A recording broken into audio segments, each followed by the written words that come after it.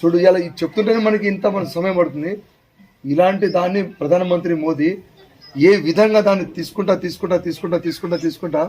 ఇవాళ పల్లెటూరు వరకు కూడా అరే ఇది నిజము, ఇది వాస్తవం, మనకి మన సనాతన గురుకులాలు లేవు, ఇంటింటికి ఆవు లేదు, గోమాత పూజించేవాళ్ళేడు, భగవద్గీత అనేది మన కనుమరుగైపోయింది అనే ఒక బలమైన ఒక నమ్మకాన్ని ఇలా మన కళ్ళ ముందు ఆయన కట్టుకథగా చూపిస్తుండే. అయినా లోకం నమ్మట్లేదు.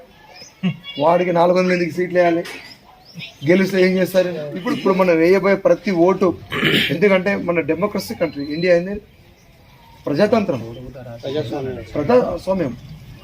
దీన్ని మనం ఓటు ద్వారాగా మన ఓటు విలువ ఎంత అమూల్యమో దాన్ని మనం కనిపెట్టాలంటే ఇప్పుడు ఓటుని మనం ఎవరికి వేయాలి ఎవరికి వేయాలి అనేది మనం చాలా బాగా ఆలోచించి మనం వేయాలి. నేను బీజేపీ అంటలేదు, నేను కాంగ్రెస్